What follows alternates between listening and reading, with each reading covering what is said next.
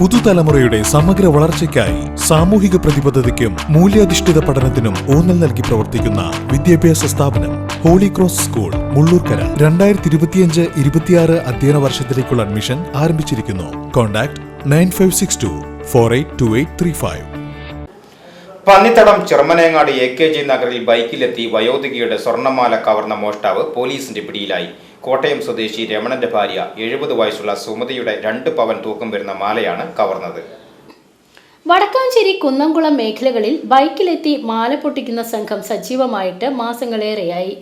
അതിന്റെ ഭാഗമായി തന്നെ കഴിഞ്ഞ ദിവസം മരത്തുംകോട് AKG നഗറിൽ വയോധികയുടെ മാല ബൈക്കിലെത്തിയ വ്യക്തി പൊട്ടിച്ചിരുന്നു. സോഷ്യൽ മീഡിയകളിൽ വലിയ വാർത്തയായി ഈ സംഭവം പ്രചരിച്ചിരുന്നു.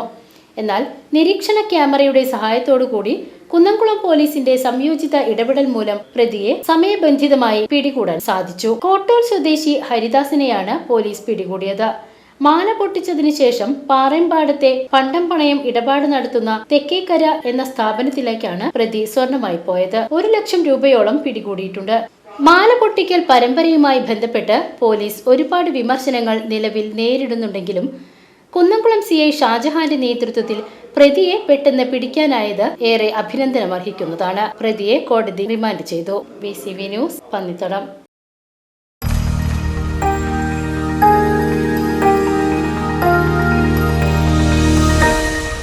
You are watching VCV News.